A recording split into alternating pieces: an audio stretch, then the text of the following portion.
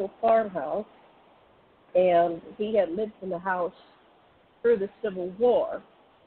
So anyway, there we are, looking at a drawing of this disembodied head that I had seen for years when I was sitting at home, watching cartoons. So that was an interesting correlation. Oh, and then one more thing. So Larry, now his mother was from the hills of the Carolinas. I forget if it was North Carolina or South Carolina.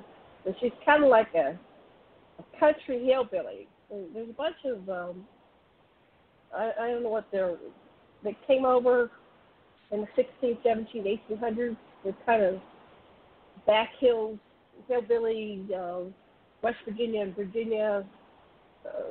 So, she kind of is very interesting character. She's very animated, and she speaks in a twang, right? And so she's relating to us about how I went to Larry's house, and it's been a mean ghost story, right?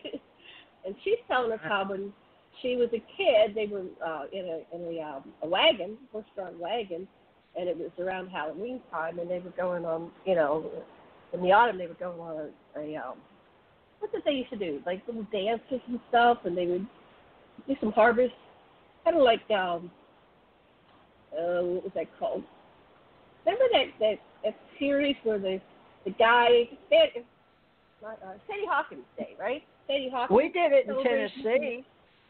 We'd have go out at some big house and have a ride with hay in it and take people down the road. And I'd actually do psychic readings, Janet, at Halloween parties. And every year for about 5 years when me and Tom would go up where they made it was a secret where they made white lightning. But that's one of my parts of my lives. But I know what you're talking about. But probably Ronnie does too. But this was up in the hills of Tennessee.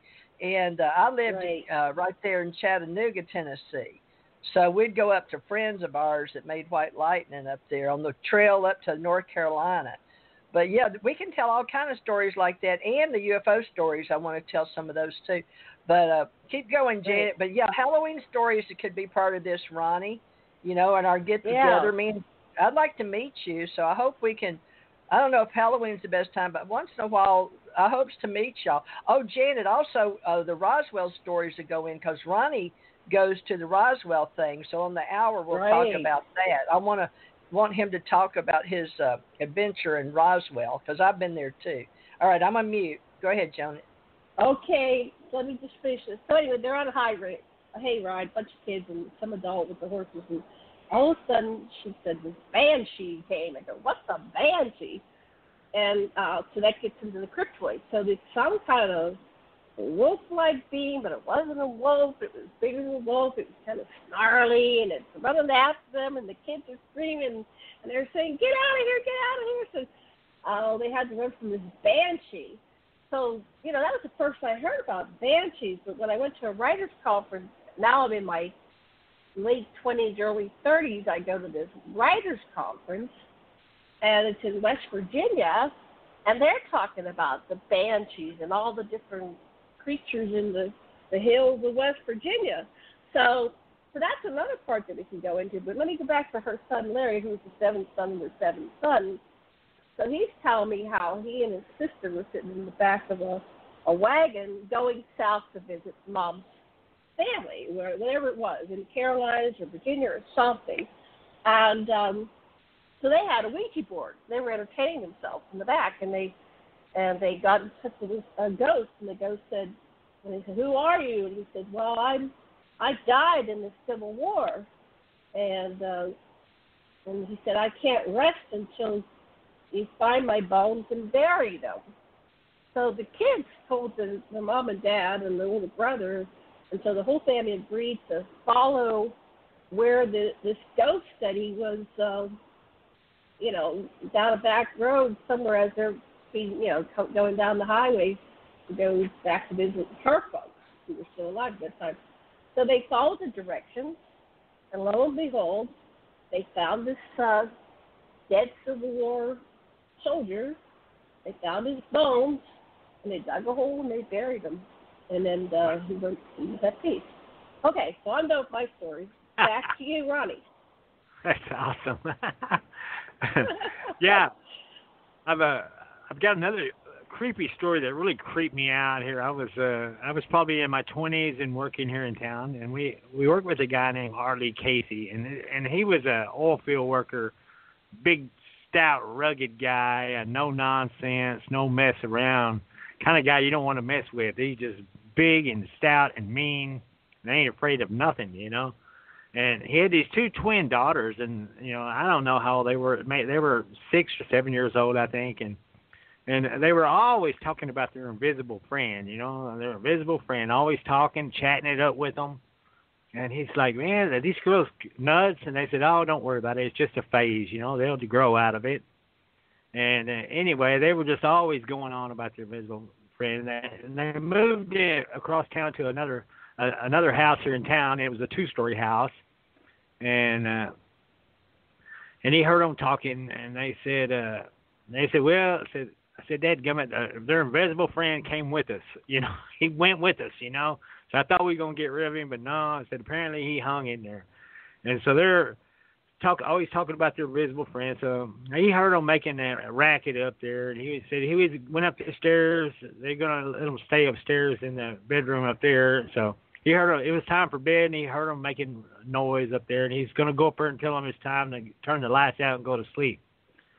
So he went walking up the stairs, and all of a sudden he looked over there, and he walked in the room, and they were talking it up, and the chair was rocking. And he said, what? And that chair, he said, looked and said that as soon as all of a sudden the chair just stopped. And he's like, oh my goodness. And then all of a sudden all the 2 girls just looked at the same time out the window. And he said, oh, you scared him. He went out the window.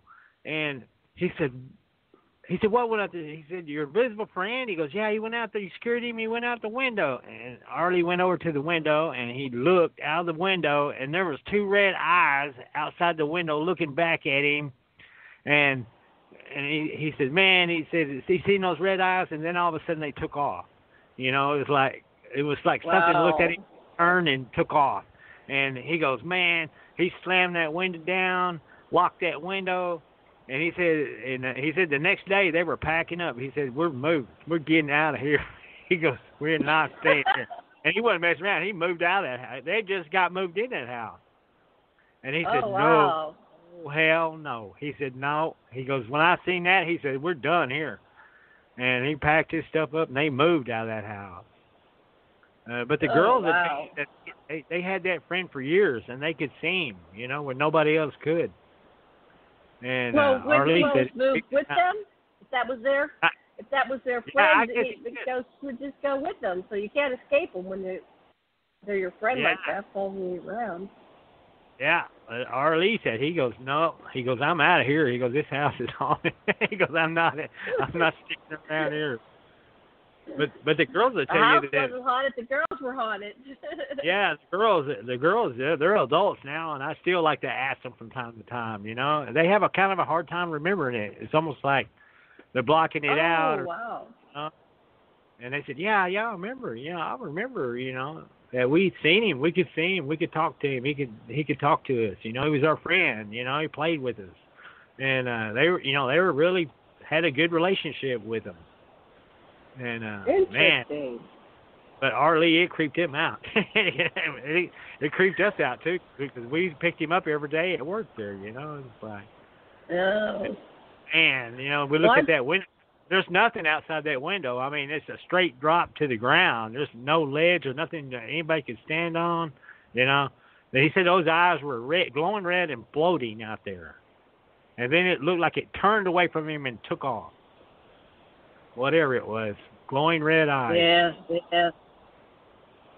That'll freak out the straight people. Well, I got another one. I had a girlfriend that was living with me as a foster sister.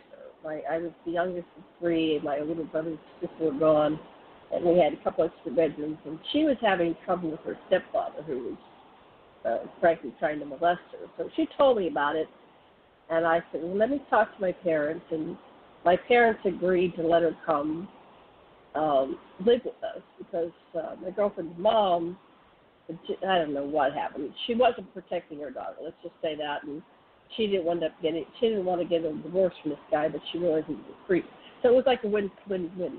So she moved in with me, and now there was that stairwell. I talked about the stairwell that went from the top room back to the kitchen. That was closed on both ends, the top and the bottom. It was locked. And my mother always said, do not ever open that door. And my mother could be a scary lady. We never wanted to get by her. So I just said, no, I won't open it, Mom. I promise I won't open it. So my girlfriend, who did not have that same understanding with my mother, waited till my mother was at church and my father was at church. And I was sleeping because in the summer we would just stay up and go to bed at dawn. So it was around noon and I was still sleeping. And my parents were going to be in church till about 2 o'clock. So she gets out of bed and she goes down to the kitchen. Now, my mother had put a dryer in the kitchen blocking the door for the stairs. So she moved it out of the way. And so I'm up in bed while this is going on, sleeping. And I suddenly I wake up, I pulled up right, and it wasn't a verbal scream, but I hear a psychic scream in my head, help, help, help, and it's Marion. I think it was Marion.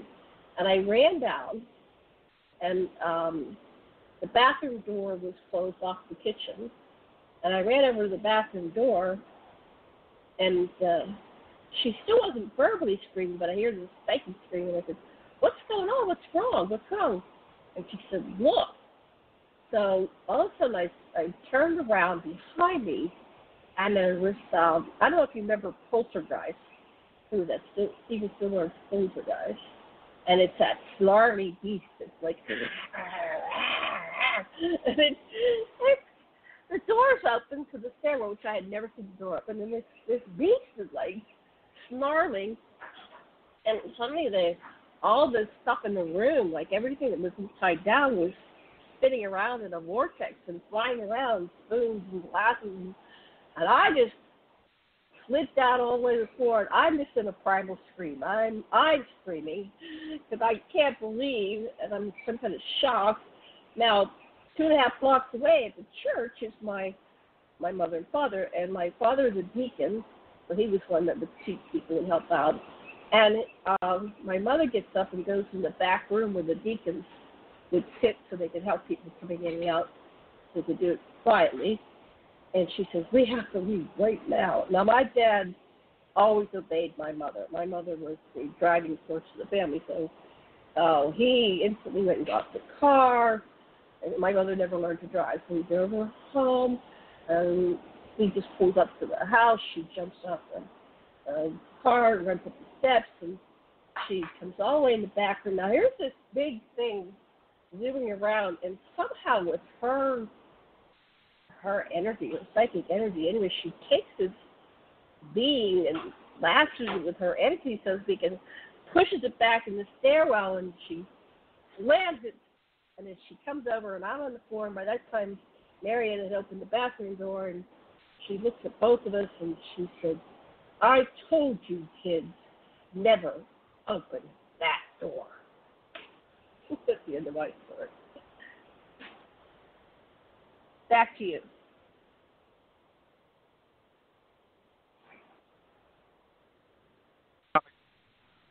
I guess the ghosts don't like me telling my story. It kicked me off. Well, let's do some UFO stories for a little while. Those are ghost stories. I mostly thought you were going to do UFO stories, so that's sort of why I told people. I just told a story. I just told a story. Did you hear me tell the story? Yeah, I was here. Well, he didn't hear your story, but he can go back and record what he didn't hear. It'll be here. Hear what I just said. I did. I did. Okay. But hey, Ronnie, I know you've got a whole bunch of UFO stories about visiting out there, but tell the cow story, because I like that cow story. Janet hadn't heard it. Ah, okay. Yeah, it was